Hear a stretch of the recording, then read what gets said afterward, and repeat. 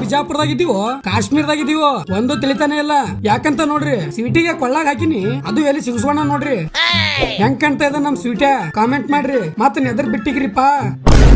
ತಂಡಿ ಒಳಗ ಜಳಕ ಮಾಡಾಕ ದಮ್ ಬೇಕು ಅಂದ್ರು ಇವತ್ತೇನ್ ಬೇಡ ಅಂತ ಮುಖ ತೊಳ್ಕೊಂಡು ಸೀದಾ ಹಾಸ್ಟೆಲ್ ಬಂದು ಬಿಸಿ ಬಿಸಿ ರೊಟ್ಟಿ ತಗೊಂಡು ಮಸ್ತ್ ಸಪಾಸಟ್ ಮಾಡ್ದೆ. ಬಂದು ಮಲ್ಕೊಂಡವ ಒಮ್ಮೆ ರಾತ್ರಿ ಊಟಕ್ಕೆ ಎದ್ದೀನಿ. ಸ್ಮೈಲ್ ಕಿಂಗ್ ಹೇಳ್ದಾಗ ಏನಂದ್ರೆ ಹಾಸ್ಟೆಲ್ ಚಿಕನ್ ಮಾಡಿರಂತ, ಅದಕ್ಕೆ ಶಿಸ್ತು ಕುಂತು ಬ್ಯಾಟಿಂಗ್ ಮಾಡ್ದೆ. ಊಟ ಮುಗಿಸ್ಕೊಂಡು ಸೀದಾ ಉರಿ ಹಚ್ಚಿ ಕಾಸ್ಕೊತಾ ಇದೀವಿ. ನಮ್ ಬಿಜಾಪುರ್ ಕಮ್ಮಿ ಕಾಶ್ಮೀರ್ನೇ ಆಗ್ಯದ ಫುಲ್.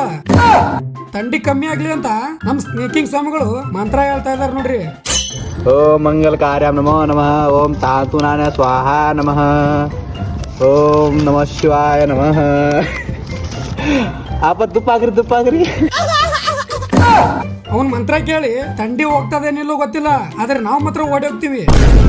ರಾತ್ರಿ ಒಂದಾಗಿದೆ, ಕಲ್ಲಂಗಡಿ ಕಟ್ ಮಾಡ್ಕೊಂಡ್ ಬಂದಾನ ಸ್ನೇಕಿಂಗ್. ಇವತ್ತಿಗೆ ಇಷ್ಟ ಆದ್ರೆ ಲೈಕ್ ಮಾಡಿ, ಹಂಗೆ ಫಾಲೋ ಕೂಡ ಮಾಡ್ರಿ. ಇನ್ಸ್ಟಾದಾಗ ಬೇಗ 50K ಕಂಪ್ಲೀಟ್ ಮಾಡ್ರಿ ಅಂತ ಹೇಳ್ತಾ ಮುಂದೆ ಸಿಗಮ್ಮು. ಜೈ ಹಿಂದ್, ಜೈ ಕರ್ನಾಟಕ ಮಾತೆ.